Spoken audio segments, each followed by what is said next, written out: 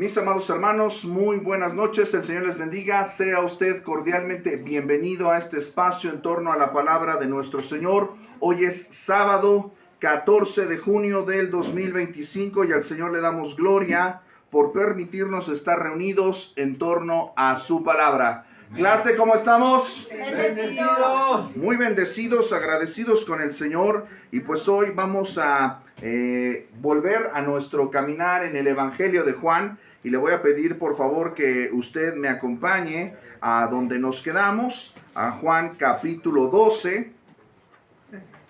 Juan capítulo 12, que es donde nuestro estudio del Evangelio de Juan ha ido progresando, ¿verdad? Le damos gracias al Señor por el permitirnos estar reunidos el día de hoy en torno a su palabra, y saludamos a nuestros hermanos que nos acompañan a través de esta transmisión en Facebook Live, que nos acompañan a través de las redes, ¿verdad? El Señor esté con ustedes. Saludamos a nuestros hermanos en Comitán, Chiapas, que nos están acompañando, a nuestros hermanos de La Piedad, Michoacán, a nuestros hermanos en Oaxaca, que el Señor esté con ustedes. También a nuestros hermanos que nos saludan también desde San Luis, Missouri, el Señor esté con ustedes. Y bueno, donde quiera que usted nos acompañe, el Señor esté con usted.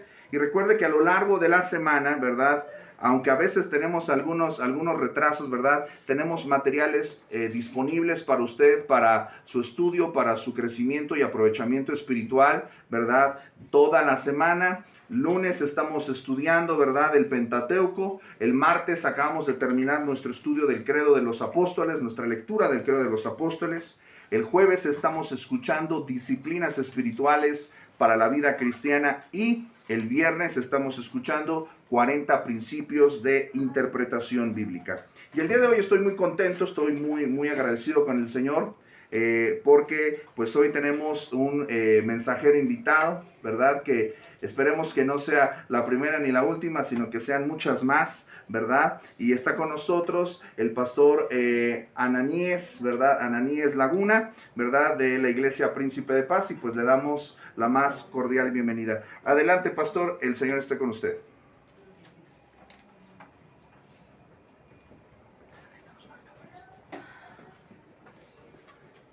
Muchas gracias, es un gozo estar con ustedes, mis hermanos, conocerles.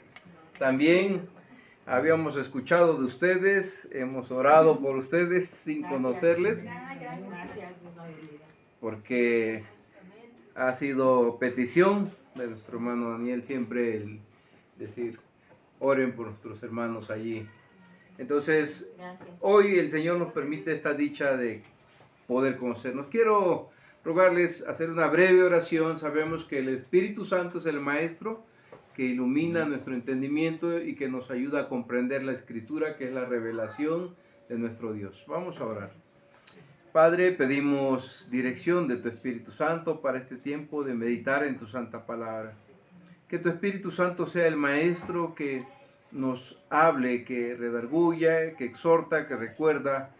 Que toda la palabra, Señor, que emitemos hoy sea útil en nuestras vidas y se torne en bendición de los presentes y también de aquellos que nos escuchan a través de las redes sociales.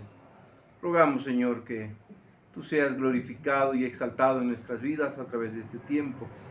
Te pedimos esta gracia en el nombre de nuestro Señor y Salvador Jesucristo. Amén. Amén. Bueno, vamos a dar lectura a esta porción de la Escritura. Jesús anuncia su muerte, de San Juan 12, 27 al 36. Si la tienen ahí a la mano, es a continuación de lo que ustedes han venido estudiando del Evangelio de Juan. Muy bien, pues si lo tienen, vamos a hacer esta lectura. Yo les invitaría a hacerlo de forma unida. Dice la palabra de nuestro Dios: ahora está turbada mi alma, ¿y qué diré? Padre, sálvame de esta hora, mas para eso he llegado a esta hora. Padre, glorifica tu nombre. Entonces vino una voz del cielo: lo he glorificado y lo glorificaré otra vez. Y la multitud que estaba allí y había oído la voz decía que había sido un trueno Otros decían, un ángel le ha hablado. Respondió Jesús y dijo, no ha venido esta voz por causa mía, sino por causa de vosotros. Ahora es el juicio de este mundo. Ahora el príncipe de este mundo será echado fuera. Y yo, si fuere levantado de la tierra, a todos atraeré a mí mismo. Y decía esto, dando a entender de qué muerte iba a morir. Le respondió la gente, nosotros hemos oído de la ley que el Cristo permanece para siempre. ¿Cómo pues dices tú que es necesario que el Hijo del Hombre sea levantado? ¿Quién es este Hijo del Hombre? Entonces Jesús le dijo, aún por un poco está la luz entre vosotros. Andad entre tanto que tenéis luz, para que no os sorprendan las tinieblas, porque el que anda en tinieblas no sabe a dónde va. Entre tanto que tenéis la luz, creed en la luz, para que seáis hijos de la luz. Amén. Pueden sentarse, mis hermanos. Y bueno, vamos a disponernos para tomar este tiempo de meditación en la lectura que hemos hecho.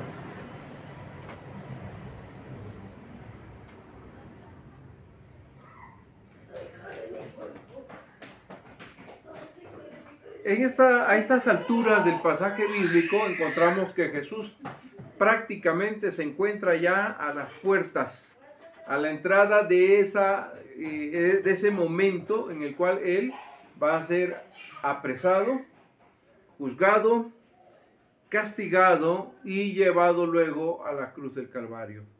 Prácticamente Él sabe que el tiempo se ha agotado, ha desarrollado 3 años de ministerio. Comenzó a los 30 años y a los 33 es crucificado. Así que pensemos en esto. Hace un rato preguntábamos un poquito la edad de nosotros, ¿verdad? ¿Qué edad tiene? Bueno, pensemos en esto. 33 años, él está en la plena flor de la juventud, como decimos nosotros, ¿verdad? 33 años. Entonces, Jesús dice en esta porción, después de que unos griegos le han buscado, que ustedes ya meditaron sobre esto, y también sobre la entrada triunfal, aquí él dice en el verso 27, ahora está turbada mi alma, ¿y qué diré? Padre, sálvame de esta hora, mas para esto he llegado a esta hora. Jesús hace 2 preguntas, ¿no? Pero él está declarando un aspecto fundamental de su persona que nos revela algo que a Juan le preocupa mucho. ¿Qué le preocupa a Juan? Juan desde el inicio comienza diciendo, en el principio era el verbo y el verbo era con Dios y el verbo era Dios. Entonces lo primero que Juan declara es que este verbo que se hace carne y que lo va a declarar en los primeros versículos del 1 hasta el 14, que vino y habitó entre nosotros, dice, y vimos su gloria como del unigénito del Padre. Juan tiene la preocupación de que Jesús sea conocido como el Verbo encarnado. De alguna manera el Evangelio de Juan tiene un propósito un poco diferente al de Mateo, al de Lucas, que comienzan con genealogías y tienen otro propósito. El único propósito, por supuesto, general y global es presentar a Jesucristo como el Hijo de Dios. Pero Juan tiene el propósito de decirnos que este verbo que se hizo carne, entonces podía ser palpado, que sentía, que tuvo hambre, que tuvo sed, que tuvo cansancio, y su alma en este caso nos dice, ahora está turbada mi alma. Y habla de un estado entonces de conmoción interna. Esta palabra misma, turbada, es la misma que se utiliza en la entrada triunfal. Cuando él entra y la multitud está gritando, Hosana, bendito el que viene en el nombre del Señor, dice, y toda la ciudad se turbó. O sea, eso significa, la palabra turbar viene de una raíz que nos da la idea de como cuando un terremoto está sacudiendo una ciudad o está sacudiendo algo. Yo no he visto a nadie, por lo menos de las gentes que han vivido y pasaron el 85 y el 2017, que cuando haya un sismo o esté sacudiéndose, ¿verdad?, los edificios, se queden quietecitos. Se levantan algunos y en pijamas, en chanclas, como sea, pues ya usted lo ve en la calle. Esa reacción es lo que nos da la idea de alguien que está turbado, alguien que no se queda quieto, está siendo sacudido. Lo que nos revela el texto bíblico entonces en la primera parte es que Jesús en su humanidad se encontraba turbada, dice su alma, conmovida profundamente su alma. Entonces quiero que piensen en esto porque el hecho de que Cristo vaya a la cruz del Calvario, y algunas personas dicen, pues él obedeció porque era el Hijo de Dios. Así, Jesús fue perfecto porque él era el Hijo de Dios. Y olvidamos esta dimensión de la humanidad de Jesús porque fue perfectamente y verdaderamente hombre como también fue verdaderamente Dios. Las dos naturalezas estaban perfectamente unidas y no se entremezclaban, pero esas dos naturalezas estuvieron allí perfectamente unidas en la persona del Hijo de Dios. Y aquí estamos encontrando parte de esta humanidad que se turba, que se conmueve internamente, pero de una forma muy profunda, y dice, ¿y qué diré? Padre, sálvame de esta hora. Mas para esto he llegado a esta hora. Y entonces aquí encontramos una cosa ya muy clara en Jesús, una profunda determinación a cumplir la voluntad del Padre Celestial al costo que éste tenga. ¿Se dan cuenta? Si ustedes ven el discipulado de la cruz, cuando Jesús llama a sus discípulos, les dice, si alguno quiere venir en pos de mí, tome su cruz y sígame. Entonces, el llamado del discipulado es un llamado a negarnos a nosotros mismos, y tomar la cruz significa estar dispuestos aún a morir y sufrir por el Señor y Salvador Jesucristo. Entonces, ese llamado nosotros lo encontramos en la persona de Jesucristo cumpliéndose. Él ha determinado en su corazón obedecer al Padre, y él dice, mas para esto he llegado a esta hora. Ya no tiene dudas él de esto, y aunque declara que su alma está turbada, escuchen bien, eso no impide que él cumpla su ministerio, su llamado, su propósito, que era venir a morir por cada uno de nosotros. San Juan 3:16, porque de tal manera amó Dios al mundo, que ha dado su Hijo unigénito para que todo aquel que en él cree no se pierda, mas tenga vida eterna. Jesús está diciendo cuál es su ministerio, cuál es su llamado, y viene a cumplir el propósito del Padre. Él va a morir por nosotros en la cruz del Calvario. Entonces, una de las cosas sorprendentes es que a pesar de que su alma estaba profundamente conmovida, él tiene claro el propósito por el cual está con nosotros desarrollando su ministerio en este momento que él lo declara. En el verso 28 dice, Padre, glorifica tu nombre. En esta expresión de Jesús, de Padre, glorifica tu nombre, parece que la obediencia de Cristo, que luego el apóstol San Pablo, en su carta a los Filipenses, capítulo 2, del 1 al 11, va a declarar en qué consiste esta glorificación. La glorificación del Padre, cuando dice Jesús, Padre, glorifica tu nombre, se está refiriendo a que en su persona, en su obediencia perfecta y muerte de cruz, el Padre va a ser exaltado a través de esa obediencia perfecta. Y eso Pablo lo describe en Filipenses 2, 1 al 11. Dice que él, siendo igual a Dios, no escatimó esto, sino que se despojó de esta gloria y se hizo hombre, y siendo hombre se hizo siervo, y siendo siervo fue obediente hasta la muerte de cruz.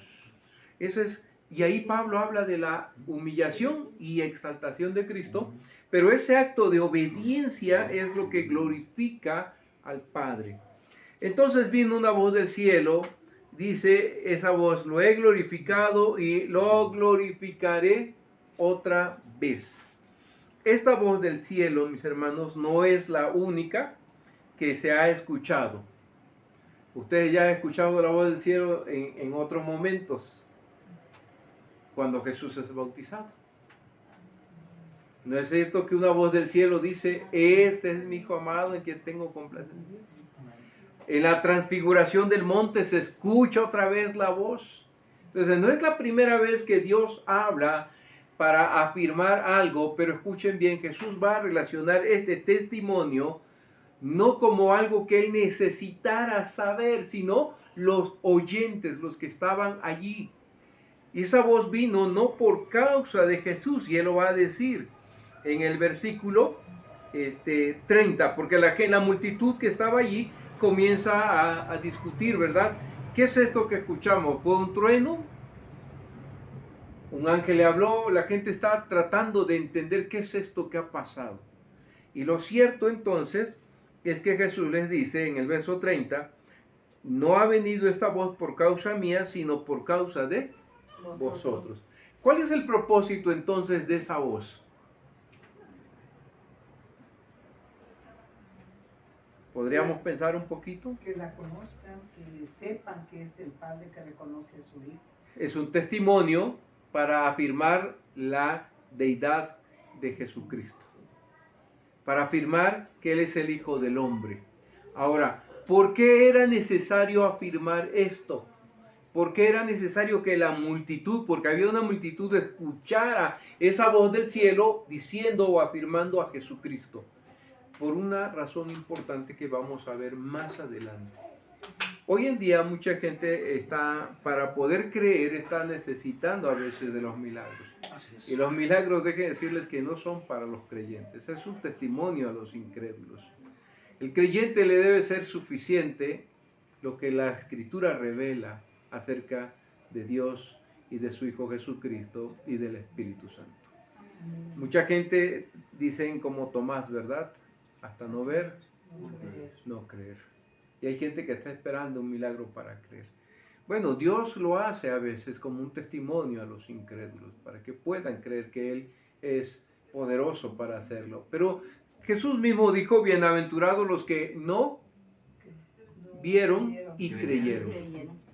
Y eso lo dijo de Tomás, acerca de ese diálogo. Entonces nosotros estamos llamados a creer. ¿Por qué es importante esto que estamos manifestando ahora? Porque miren, muchas personas creen en Dios mientras dicen que Él les responde sus oraciones y que todo está bien y ellos están contentos con Dios mientras ellos sienten que Dios está respondiendo sus peticiones. Y parece que cuando no les responde lo que ellos quieren, entonces dudan, entran en crisis acerca de quién es Dios en sus vidas y de si siguen obedeciendo a Dios. ¿Sí me explico? Entonces usted debe de creer. A mí me encanta la historia de aquellos jóvenes, y ahorita lo voy a conectar con esto, en Babilonia, Sadrach, Mesach y Abednego, Misael, Ananías y Azarías, que no doblaron sus rodillas ante la estatua de Nabucodonosor. Y ellos dijeron, sepa, oh rey, que el Dios que nosotros adoramos tiene poder para librarnos de tu horno de fuego. Pero aún si no nos librara, de todas maneras nosotros no doblaremos nuestras rodillas ante esta estatua. Esa es una convicción de fe. Tienen la certeza de que Dios puede librarlos. Pero aún si no lo hiciera, ellos de todas maneras no van a doblar sus rodillas ante la estatua. ¿Qué estamos diciendo con esto? Que no porque Dios hace lo que tú quieres, entonces que crees. Aún si Él no hiciera lo que tú quieres, porque su voluntad no siempre es lo que tú quieres. Nuestra voluntad de verdad que a veces nosotros no comprendemos. Romanos 8:26 dice, y de igual forma el Espíritu ayuda a nuestro espíritu, porque nosotros no sabemos orar como conviene, no sabemos pedir como conviene, pero el Espíritu Santo intercede por nosotros con gemidos indecibles. Romanos 8:26. ¿Qué quiere decir esto? Que muchas veces yo oro, pero no pido conforme a la voluntad de Dios. Requiero que el Espíritu Santo me ayude a pedir conforme a la voluntad de Dios. Pero la persona que cree en Dios con una certidumbre en su corazón, aun cuando no reciba lo que está pidiendo de parte de Dios, no por eso deja de obedecer, no por eso deja de honrar, no por eso deja de adorar, no por eso deja de amar a Dios. ¿Me explico? Cuando a Job le dieron la noticia de la muerte de sus hijos, de la pérdida de sus bienes materiales, de todo, dice la Escritura que rasgó sus vestiduras, rapó su cabeza, se puso ceniza, se postró y adoró. Eso dice la Escritura. ¿Usted haría lo mismo? Ahora resulta que pidió algo y no lo recibió, y todas las calamidades, y todo lo contrario. ¿Usted qué hace? ¿Adora? Job adoró a Dios, porque él creía en Dios, aunque su alma estaba así es, aunque su alma estaba turbada y en crisis, él adoró. Jesús está turbado en su alma, pero él está en obediencia al Padre, pero la gente no puede creer en este Hijo de Hombre porque él está anunciando que va a morir. Y ellos están esperando no un Cristo o un Mesías que muera en la cruz del Calvario. ¿Cómo es posible que un reino pueda establecerse si aquel que lo está encabezando va a morir? Y aquí hay un choque en la cabeza de las personas, porque no entienden que es el reino de Dios, que es un reino celestial y un reino eterno. ¿Quién quiere morir? Y a los 33 años. Jesús no quiere morir, es evidente. Su alma está turbada, su carne está en una batalla, pero él sabe que ese es el camino que tiene que recorrer. Aquí estamos. El verdadero valor no quiere decir que no tengamos temor alguna vez en nuestras vidas, que no pasemos por crisis. Jesús mismo estaba turbado en su alma. El verdadero valor quiere decir que aunque tengamos un miedo o llegue a veces la angustia a nuestro corazón, debemos hacer aquello que el Padre nos ha encomendado. La obediencia a Dios no debe estar condicionada por si estoy bien o no estoy bien. Si tengo salud o no tengo salud. Si tengo los recursos o no los tengo. La obediencia a Dios tiene que ser algo, mis hermanos, que se pone a prueba y se debe quedar uno tan atado a este entendimiento del discipulado de la cruz y de la obediencia que uno hace lo que tiene que hacer aun cuando eso implique confusión, angustia o miedo en el corazón. La voluntad de Dios quería decir la cruz y Jesús tenía que vencer sus miedos, tenía que vencer su propia carne y entregarse a sí mismo en obediencia para aceptar esta voluntad del Padre. Ahora, ¿qué pasa si nosotros logramos mantener nuestro corazón en obediencia a Dios? Aunque usted no lo entienda. Hay un hermoso himno, el 272, por ahí si un día lo quieren cantar, que habla sobre el Espíritu Santo. Hay un párrafo que dice, aun cuando mi mente no lo entienda, dime cómo hacer tu voluntad. Es una oración al Espíritu Santo, ese hermoso himno, el 272. Y muchas veces nosotros, dicen que en nuestra tierra nosotros no damos pasos sin guarache, ¿no? Y a veces nosotros queremos tener la certeza de las cosas para poder dar un paso, ¿no? Imagínense Abraham si hubiese pedido todas esas evidencias, nunca hubiera salido de Ur de los Caldeos. Abraham, deja a tu tierra y a tu parentela, toma a tu mujer, tus criados y vámonos. ¿A dónde? Yo te voy a llevar a una tierra. Vas a ser padre de multitudes. Pero Señor, ¿a dónde? Tú sígueme. ¿Y le dio el mapa a Dios a Abraham? No. Solo Abraham obedeció. Y le dio la promesa de un hijo cuando tenía 75 años. ¿Cuánto esperó Abraham? 25 años. Porque hasta los 100 tuvo a Isaac con Sara. Cuando ya era imposible en la carne. ¿Me explico? Eso es fe. ¿Me explico? Creer que Dios puede hacer lo que para mí es imposible. Y es la obediencia. Y Jesús está trazándonos la ruta, nuestro modelo en la vida cristiana es Cristo. A Él seguimos, a Él imitamos. Entonces, cuando nosotros vemos que las cosas se ponen rudas en nuestra vida cristiana, a veces queremos tirar la toalla, como dicen por allá. ¿Sí saben de dónde viene esa expresión, tirar la toalla? Del box. Cuando hay dos contrincantes en el ring, el entrenador, el que está en la esquina, cuando ve que su pupilo ya se lo están vapuleando, ya no ve ni la esquina, ya no puede, lo que hace es aventar la toalla y el referee tiene que parar la pelea. Y el otro se le declara ganador. Eso es tirar la toalla. De ahí viene ese concepto de aquel que ya no quiere, ya no puede pelear más. Bueno, justo en la vida cristiana, cuando tú quieres tirar la toalla, te vas a dar cuenta y vas a reconocer que no eres tú quien está peleando esa batalla. Amén. Que no son tus fuerzas, sino que en tu debilidad el poder de Dios se va a perfeccionar, que es Cristo caminando contigo, llevándote al final de la lucha. Cristo está viviendo una tensión, pero al final de esta batalla que Él está viviendo en su carne por la obediencia al Padre, solo queda la victoria y la seguridad. Eso lo sabemos. Nosotros ya sabemos esto. Y ahora, ¿saben qué es lo maravilloso? Que la victoria de Cristo es la victoria de la iglesia. Es de cada uno de nosotros. Jesús estaba seguro, completamente seguro de que si seguía adelante, algo sucedería. Que acabaría con el poder del mal de una vez para siempre. ¿Cómo lo sabemos? Si él tenía claro que en su obediencia al Padre se destruiría el poder del mal. Miren lo que dice en los versículos más abajo. El verso 31. Ahora es el juicio de este mundo. Ahora el príncipe de este mundo será echado fuera. Y yo, si fuere levantado de la tierra, a todos atraeré a mí mismo.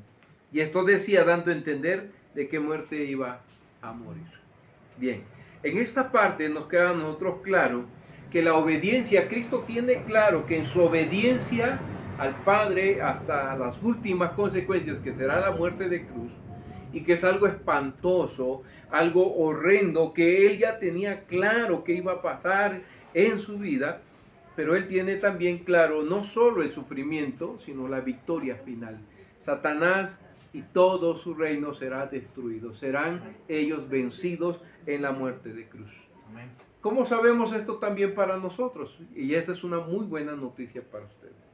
No sé qué tanto la han discernido, pero hoy quiero darles una excelente noticia. Vayan a Colosenses 2.15, por favor. Colosenses 2.15.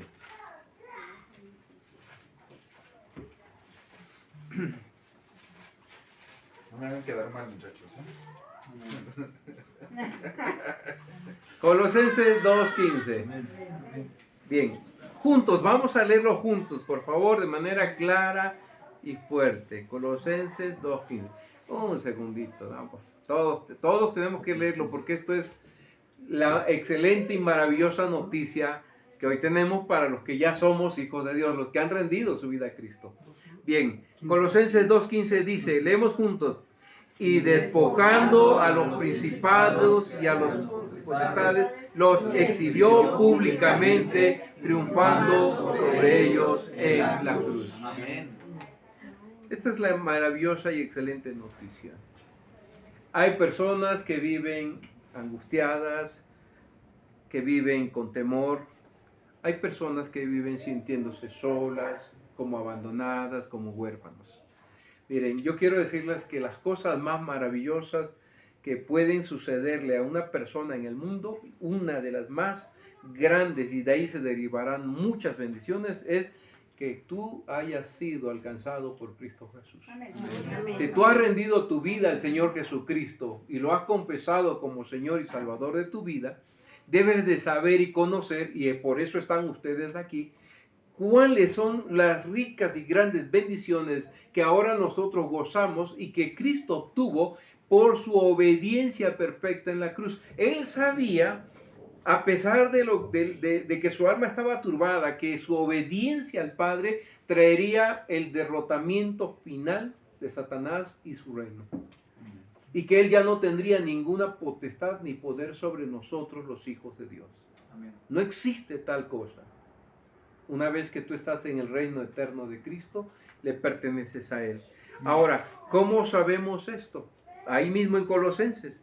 Por favor, versículo 13. Colosenses 1:13, dice allí.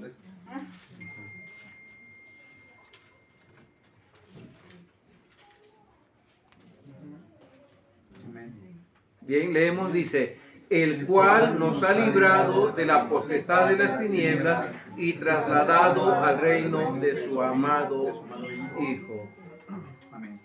en quien tenemos redención por su sangre, el perdón de los pecados, dice el verso siguiente. Ahora, dice Pablo que el Cristo, con su muerte en la cruz del Calvario, que es lo que está anunciando allí en Juan 12, dice, y será entonces el juicio y será desechado este que está gobernando en el mundo. Pero entonces, lo que dice Colosenses, donde hemos leído, es que fuimos trasladados, imaginemos aquí está el reino de las tinieblas, trasladados de este reino, porque Cristo ató al hombre fuerte, saqueó su casa, y cuando Él muere en la cruz del Calvario, lo que hace es nos traslada de este reino de las tinieblas a su reino eterno, al reino de Dios. Y en este reino de Dios, ¿quién gobierna? ¿Tiene alguna injerencia Satanás? No. En lo absoluto, porque ya fue derrotado. Y ahora entonces quiero llevar esto a un terreno muy práctico. Ninguno de nosotros está huérfano porque tenemos un Padre Celestial. Amén de Dios. Jamás estarán solos ni huérfanos. Si alguno se sintió pues carente, a lo mejor me faltó el abrazo de un padre, me faltó el buen consejo de un papá, me faltó el amor de un papá, porque algunos de nosotros no lo tuvimos. Puede ser que alguno de ustedes no lo haya tenido, pero ahora tiene un Padre Celestial. Amén. Usted necesita ser amado, dígaselo al Padre y Él le va a amar. Necesita un cariño de su Padre Celestial, pídaselo. Necesita un abrazo del Padre Celestial, pídaselo y el Padre lo dará. No hay nada que Él no pueda darnos. Si ya nos dio a Jesucristo su Hijo, nos da con Él todo lo que necesitamos. Amén. Amén. La segunda cosa importante, entonces no estamos ni solos ni huérfanos. La segunda cosa importante es que entonces no existe ningún poder, ni humano, ni espiritual, que pueda hacer algo en contra de los hijos de Dios sin que el Padre lo consienta. ¿Sí me explico? No existe. Entonces los creyentes no están angustiados ni preocupados por estos asuntos que al mundo y a la gente le preocupa. Llega una persona, pastor, un día me fue a ver afligida, angustiada. Fíjese que me están haciendo brujería. Allá en mi negocio apareció unas cosas feas y yo las recogí, ya las tiré. El otro día me apareció sal tirada, me están echando la sal. Y le digo, póngales un recadito allá. Si me va a dejar sal, que sea en bolsita para que cocine. No la tires, ¿no? No me la andes tirando, por lo menos déjamela en bolsita para cocinar. Miren, y yo le decía, ¿por qué se aflige? Y me preguntaba, ¿no me pueden hacer daño con la brujería ellos? Y le digo, ¿por qué le harían? ¿Quiénes son los brujos? ¿A quién les sirven ellos? A Satanás. Ese es el jefe de los brujos, ¿no es cierto? Sí. Y su jefe ya fue derrotado por Cristo. Amén. Entonces estos son achichincles de uno que ya fue derrotado. Amén. ¿Me explico? Amén. Entonces cuando yo escucho estas cosas, le digo, hermano, usted nada más doble sus rodillas. Usted tiene aquel que venció a Satanás y estos son servidores del que está derrotado. ¿Qué le pueden hacer? En el ámbito espiritual ellos nunca tocarán a un hijo de Dios. Amén. Jesús vislumbró aquí, claramente lo dice. Dice, ahora es el juicio de este mundo, verso 31 en San Juan. Ahora el príncipe de este mundo será echado fuera. Y si yo fuere levantado de la tierra, a todos atraeré a mí mismo. Entonces Jesús estaba hablando de su muerte en la cruz del Calvario también.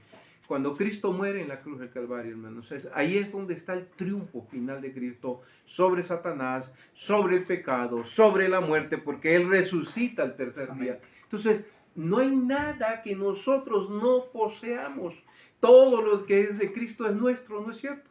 Amén. Entonces usted tiene la certidumbre de que camina.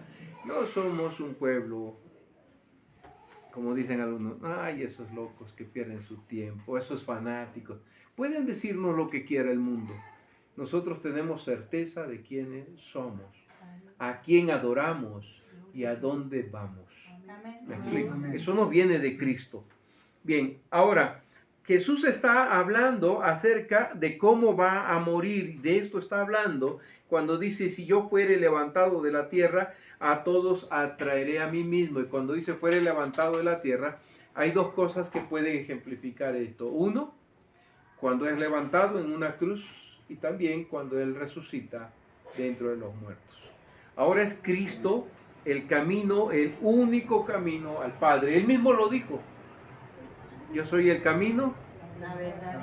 Nadie puede venir al Padre si no es por mí. Entonces, Cristo es el camino único para ir al Padre, y Él va a atraer a muchos para que puedan responder al Padre en el llamado para la vida eterna. Es solamente a través de Jesucristo y de su muerte en la cruz del Calvario. No se puede entrar de otra forma. No es por obras, no hay méritos, no hay absolutamente nada nuestro que podamos hacer para ir al Padre. Es lo que Cristo hizo en la cruz del Calvario. Y si por fe lo creemos, miren, ese es el camino. No hay otro camino. Entonces, Jesús decía esto también, dice el autor, dando a entender de qué muerte iba a morir. Ahora, quiero que veamos el verso 34. Dice la escritura allí, la gente le respondió la gente, nosotros hemos oído de la ley que el Cristo permanece para siempre. ¿Cómo pues dices tú que es necesario que el Hijo del Hombre sea levantado? ¿Quién es este Hijo del Hombre? Bueno, aquí les queda una duda a la gente, ¿verdad? ¿Por qué? Porque en el libro de los profetas y en los salmos y en otros libros del Antiguo Testamento se habla acerca de un reino eterno que no perece, pero resulta que Cristo está anunciando ya su muerte. Por eso hay una crisis en esta gente para creer que Cristo es el Mesías, el Hijo de Dios. ¿Cómo se podía relacionar al Hijo del Hombre con esta cruz, con su muerte? ¿No era el Hijo del Hombre aquel que venía a vencer entonces al Imperio Romano? ¿No iba a durar entonces su reino para siempre? ¿Cómo es que va a morir en la cruz del Calvario? Porque ellos todavía siguen pensando en un reino terrenal. No están pensando en un reino espiritual. Daniel 7:14 nos dice, su dominio es eterno, que nunca pasará, y su reino uno que no será destruido. En Daniel 7:14. Ezequiel 37:25, mi siervo David será príncipe de ellos para siempre. Ezequiel 37:25. Isaías 9:7, lo dilatado de su imperio y la paz no tendrán límites. Lo establecerá y lo hará desde ahora y para siempre. Isaías 9:7. El Salmo dice, en Salmo 89:4 dice, para siempre confirmaré tu descendencia y edificaré tu trono por todas las generaciones. Los judíos que estaban escuchando a Jesús no relacionaban al Hijo del Hombre con el reino eterno, y vemos a Jesús que se presenta como el Hijo del Hombre, pero a la vez dice que va a ser levantado en una cruz. Entonces ellos dicen en sus mentes, no. En los profetas, los salmos dicen que su reino es eterno, que permanece. Entonces, ¿cómo? Si va a morir en la cruz del Calvario. Jesús estaba tratando de que ellos dieran un salto de fe, que lograran comprender que este reino que se estaba vislumbrando ya, que había hecho irrupción, que se había manifestado en medio de ellos, era un reino espiritual, y todas las señales que Jesús estaba haciendo de este reino daban autenticidad del mismo. Los cojos caminan, los ciegos ven, los sordos oyen, los endemoniados son liberados. ¿Sí me explico? Eso es estas señales son ineludibles, son señales que no se pueden refutar. Aún los escribas y fariseos se quedaban maravillados de lo que Jesús hacía, pero decían, por descalificar, por Belcebú hace estas señales o estos milagros, decían. Y lo cierto es que ellos no sabían cómo responder a las señales del reino de Dios. La historia nos demuestra que Jesús tenía razón. Él atrajo a mucha gente a través de su muerte en la cruz del Calvario. Y tenía razón nuestro Señor, porque el amor es lo que va a durar para siempre. Aún cuando se hayan destruido los reinos, el amor de Dios permanecerá para siempre. Amén. Hay 3 virtudes teologales que Pablo habla en 1 Corintios 13.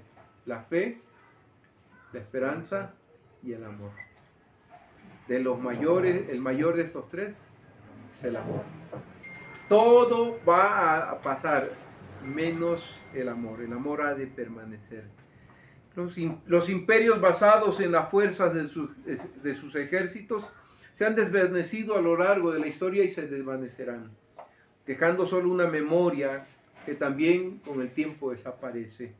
Pero el reino de Cristo, basado en el amor que se manifestó en la cruz del Calvario, se predica hoy. Hace más de 2000 años se predicará hasta que Él venga. Amén. Nadie impedirá que esto que Él hizo, basado en un acto de amor por nosotros, se siga predicando. Nadie podrá impedirlo. Y van a seguir. En el tiempo de hoy hay cristianos en India, en Pakistán, en muchos lugares que están muriendo por causa de Cristo.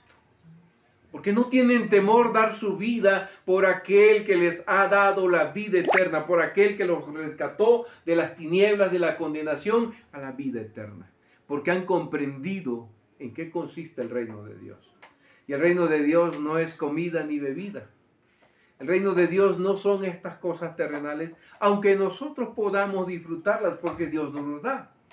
De Él viene todo lo que tenemos y disfrutamos. Sin embargo, no coloquemos nuestros ojos en ello, sino en el reino eterno. Y esto es lo que nos debe de dar a nosotros esperanza. El único fundamento estable del reino es el amor que se manifiesta en una obediencia hasta la muerte y muerte de cruz. ¿Hasta dónde estamos dispuestos nosotros? Pensemos en esto. ¿Hasta dónde está dispuesto usted? Al final, en los últimos versículos, la gente preguntaba ahí en el verso 34, ¿quién es este Hijo del Hombre? Porque no lograban comprender si un reino va a permanecer, cómo es que va a morir en la cruz del Calvario, pero ya hablamos ahora que es un reino eterno al cual Cristo los estaba invitando. Versos 35 y 36 para ir cerrando la meditación de hoy. Entonces Jesús les dijo, aún por un poco está la luz entre vosotros, andad entre tanto que tenéis luz, para que no os sorprendan las tinieblas, porque el que anda en tinieblas no sabe a dónde va. Entre tanto que tenéis la luz, creed en la luz para que seáis hijos de luz. Hay en este pasaje una promesa hermosa, pero también una advertencia. Un urgente llamado allá. Ponte en el camino del Señor. Ponte en el camino del Señor. No lo postergues. No lo dejes para después. Y una de las cosas, hermanos, como pastor, he acompañado a muchas personas al final de su camino. Hay algunas personas que no logran tener la oportunidad de arrepentirse. Hay otros que Dios les concede esto. Hay una promesa y advertencia implícitas que nunca están muy lejos del corazón de la fe cristiana en este pasaje. La primera promesa es una promesa de luz para nosotros. Entonces Jesús le dijo, aún por un poco está la luz entre vosotros. ¿Quién es esa luz? Cristo. Y les está diciendo a sus oyentes, aún por un poco está, ustedes anden en la luz. Los está conminando, los está llamando a que rompan sus prejuicios, sus barreras y crean en Él, porque el que está en las tinieblas no sabe a dónde va. Sin Cristo hay una humanidad perdida. Aunque crean y piensen que están bien, que están disfrutando la vida, o como Ricky Martin lo llamó, ¿no? No sé, escucharon su canción, la de Vive la vida loca. ¿Tiene una canción así, Ricky Martin? Sí. Entonces, llaman a la gente a vivir la vida, pero lo único que hacen es estar en oscuridad, no saben a dónde van. La gente muere en su ignorancia y en su pecado y van a la condenación eterna porque están en oscuridad. Pero hay un llamado, dice, entre tanto está la luz entre vosotros, anden ustedes en la luz, para que no les sorprendan las tinieblas. Ahora, la persona que camina con Jesús se libra de las sombras, de las tinieblas. Hay ciertas sombras que se proyectan más tarde o más temprano sobre las luces. Alguna de estas sombras a las que Jesús se refiere también podríamos decir la sombra del temor. A veces nos da miedo mirar hacia adelante. ¿No les ha dado temor pensar hacia adelante? El que pueda pasar. Una de las cosas que angustia mucho a las madres, porque son muy aprensivas, es: hija, ¿y a dónde vas a ir a estudiar? ¿Y a dónde vas a ir? ¿Y dónde vas a vivir? ¿Y qué va a hacer? ¿Y cómo te va a ir? ¿Y si te va mal? ¿Y si no te trata bien? Están pensando todo lo que va a pasar ya con miedo. Nosotros tenemos un hijo estudiando en Ensenada, porque no hubo la carrera que él quería aquí de la UNAM, no hay acá, se fue hasta Ensenada, lejísimo de nosotros. Y de repente mi esposa me dice: hay momentos en que mi mente quiere entrar a la angustia de algo, y si le pasa algo a mi hijo, y no hay nadie allá con él, y no estamos nosotros, entonces lo que hago es oro y quito todos esos temores. No quiero vivir en temor. Hay gente que vive en temor del futuro. ¿Saben qué hermoso es? Cuando ustedes tengan temor acerca de algo del futuro, lean Romanos 8, 29 al 31. Les va a encantar. A mí me da una certeza increíble esta porción de la Escritura acerca de lo que va a pasar en el futuro. Quiero leerlo con ustedes porque esto es una promesa de Romanos 8, 29 al 31. Bueno, pueden leer ustedes, déjenme les digo, del 38 al 39, 38 al 39. Pueden leer toda la porción completa del 28 al 39, pero lean del 38 al 39, vamos a leer ahorita, Romanos 8, 38 al 39. Pero el contexto es todo lo que está detrás, lo pueden leer. Pero quiero leerles esto, dice la Escritura: por lo cual estoy seguro de que ni la muerte, ni la vida, ni ángeles, ni principados, ni potestades, ni lo presente, lo que vivo ahora, ni lo porvenir, ni lo que venga en el futuro, ni lo alto, ni lo profundo, ni ninguna otra cosa creada, dice, nos podrá separar del amor de Dios, que es en Cristo Jesús, Señor nuestro. ¿A qué le debe tener miedo usted? Nada. Ni el futuro, ni el presente, ni lo alto, no hay nada que nos pueda separar del amor de Dios. Entonces, tenemos una plena certeza. Esta es una promesa que se nos da a nosotros aquí. La luz va a disipar esas sombras de temor que puedan llegar a nuestra vida. A veces nos da miedo mirar hacia adelante después de un terremoto, como del 85. A veces nos da miedo mirar hacia adelante después de un terremoto del 2017. A veces nos da miedo mirar hacia adelante después de una pandemia como la de 2020-2021. Y si viene, y mis hijos, y mi hijita, y las mamás, y si yo muero, ¿y qué voy a hacer? ¿Cómo van a estar? ¿Qué va a suceder con ellos? Miles de cosas, temores hacia adelante. En Cristo nosotros tenemos luz para disipar todo temor. No hay sombra del temor en la vida nuestra que permanezcan. Si un día llega el temor a tu corazón o la angustia, recuerden, como esta frase se le atribuye a Lutero, no estoy muy cierto, la verdad no me he dedicado a investigar bien si fue Lutero, pero se le atribuye a él, según entiendo, que él decía que no puedes evitar que las aves vuelen sobre tu cabeza,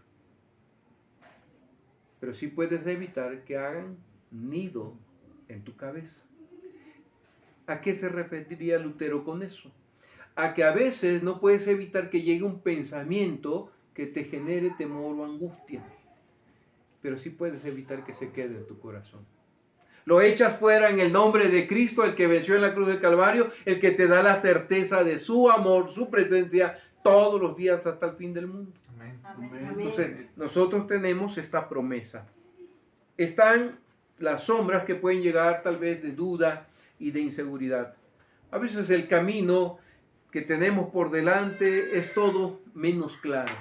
Y nos sentimos como los que andan a tientas entre las sombras sin nada a qué asirse. Con mi esposa nosotros viajamos con nuestros hijos. Cada año nos vamos a Campeche de vacaciones. Y nos vamos en vehículo.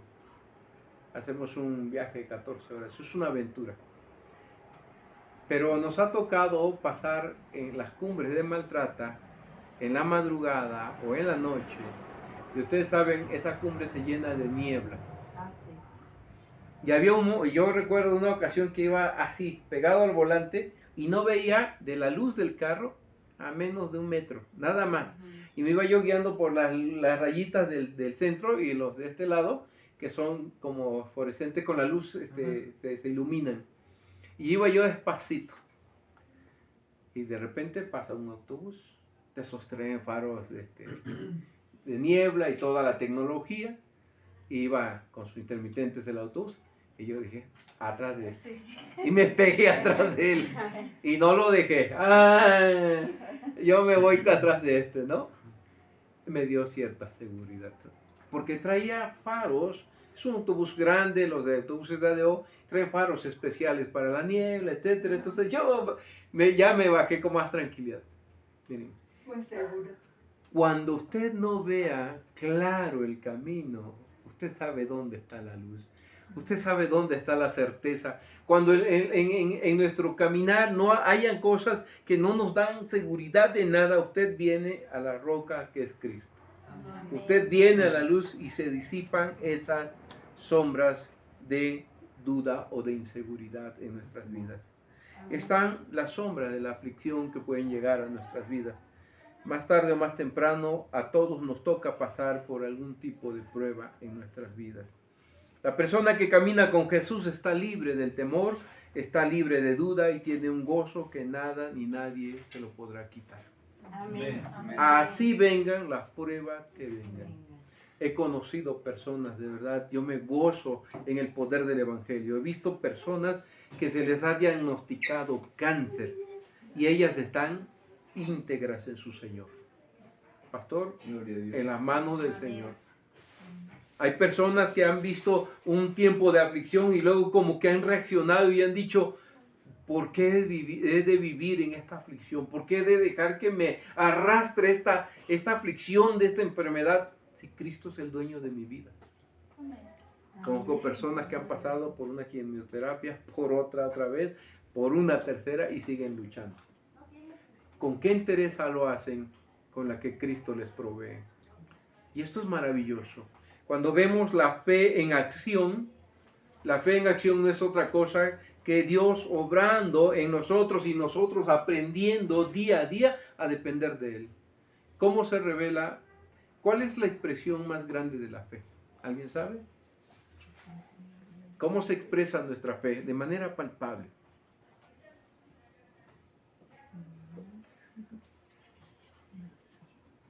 Será creer, confiar y obedecer.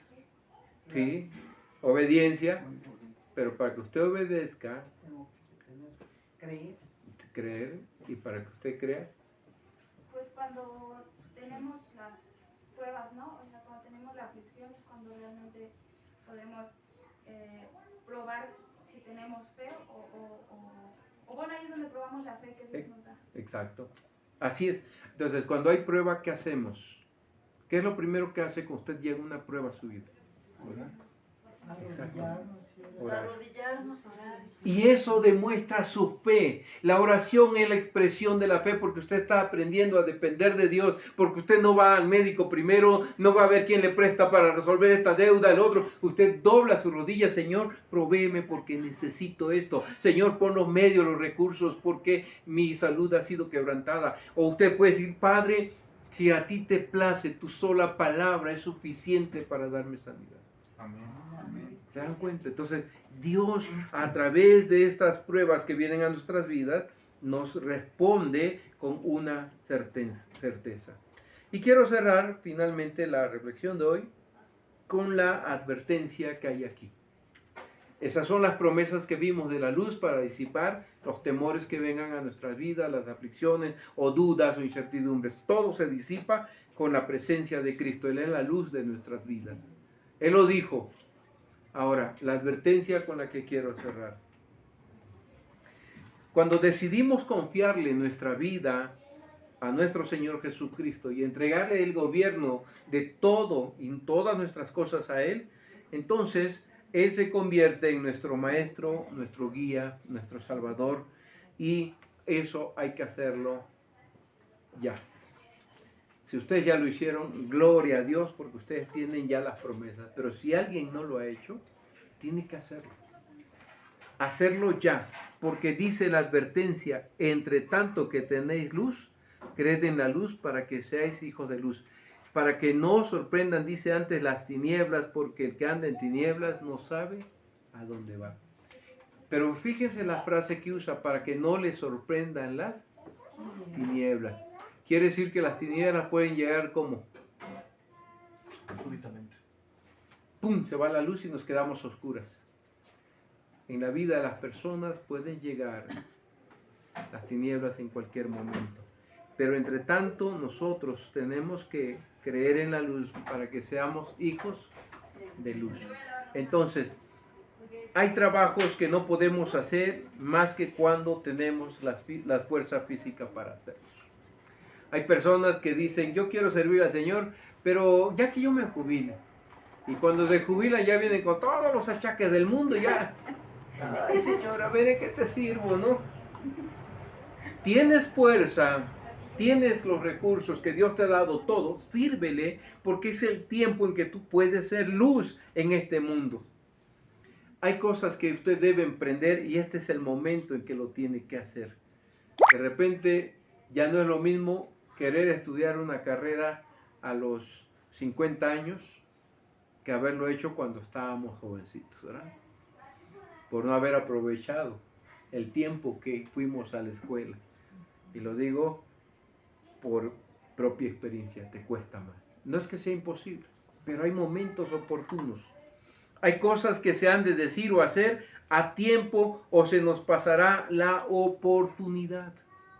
Hace unos días fui a acompañar a una familia, la hermana, la mamá, abuela, bisabuela, es una mujer ya grande, está desahuciada ya médicamente. La llevaron a casa prácticamente para esperar el tiempo que el Señor la llame a su presencia.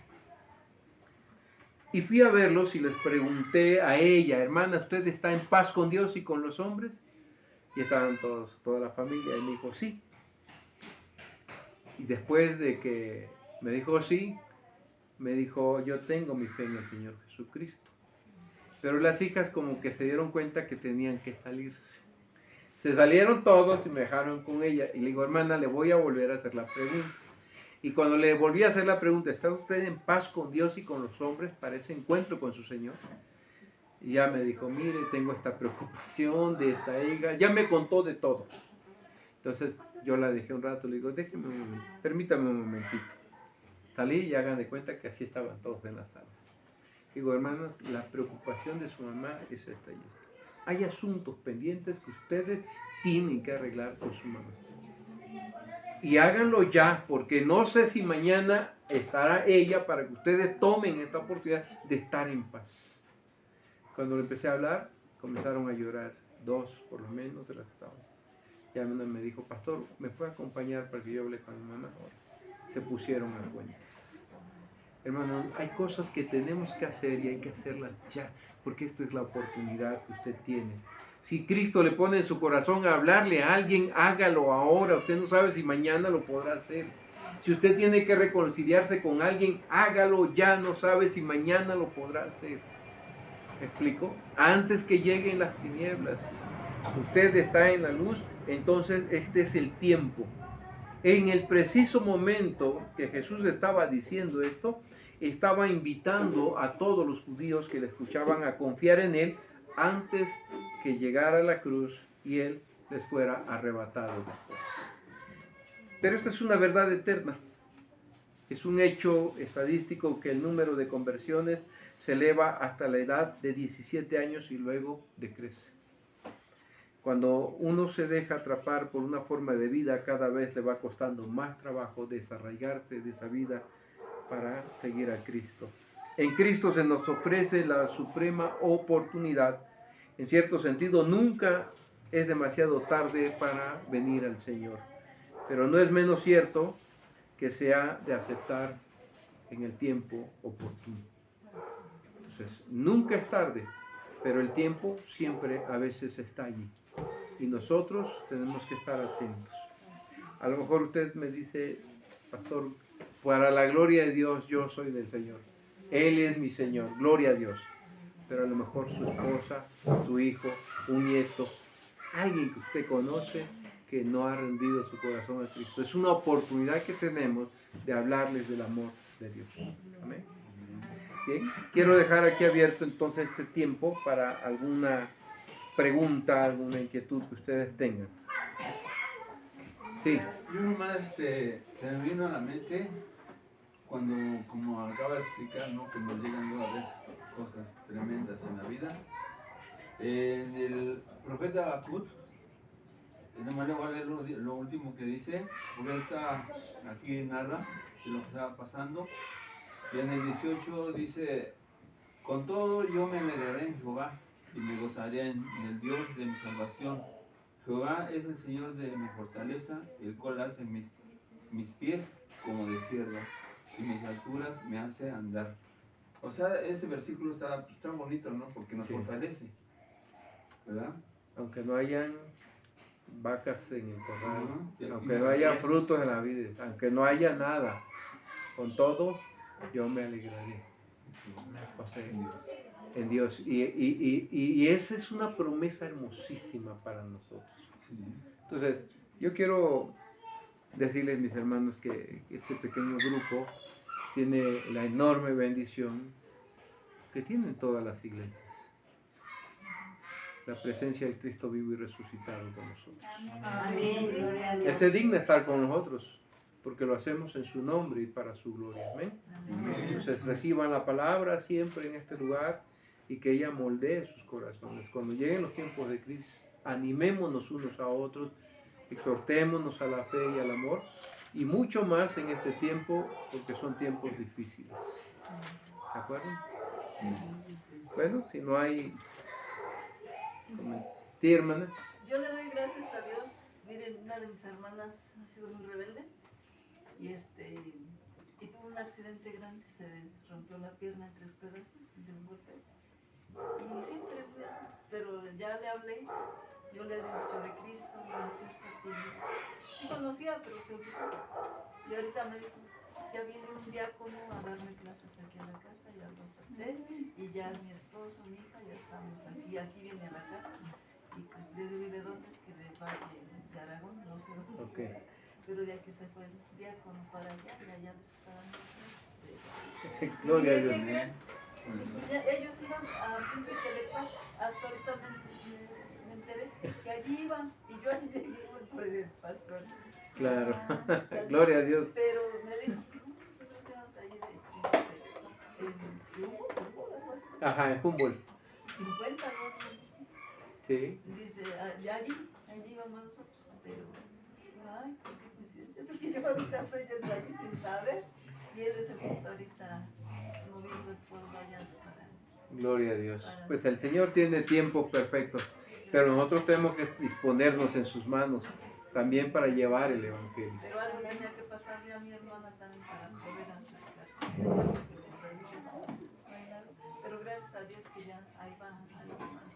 Gloria a Dios. Qué bueno. Gloria a Dios. Muy bien. Pues si no hay otro comentario o dudas o preguntas para orar. ¿No? Oramos entonces. Padre, gracias damos por este tiempo de meditar en tu palabra, porque nos has dejado, Señor, promesas ciertísimas, verdaderas.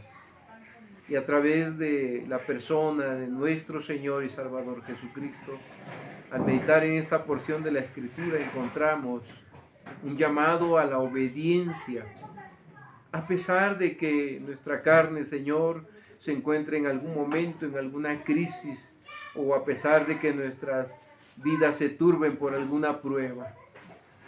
La obediencia nos conviene, la entrega completa y absoluta, porque no tardará, Señor, todo pasará, porque tú has dado promesas de que junto con la prueba viene la salida. Gracias por estas promesas. Ayuda a que nuestro corazón se afirme día a día y que nos sintamos, Señor, llenos de gozo y de esperanza, porque tenemos un Dios vivo y verdadero, el cual nos conoce y nos acompaña, nos ama, nos fortalece y suple todo cuanto necesitamos. Solo rogamos en esta hora que conforme también a la advertencia podamos estar dispuestos, Señor, atentos, alertas, porque es el tiempo de tu llamado para poder estar en la luz y ser hijos de luz. Gracias por tu palabra que nos habla y nos confirma, en el nombre de nuestro Señor y Salvador Jesucristo. Amén. Amén. No te vayas.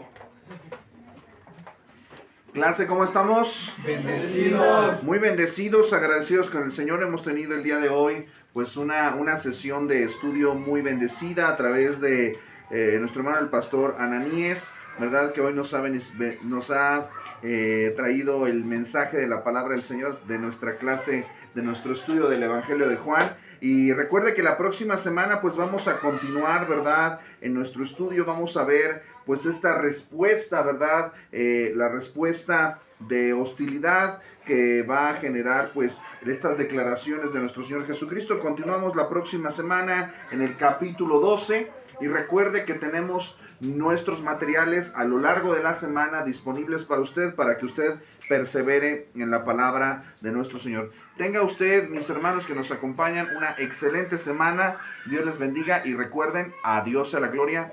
Hasta pronto.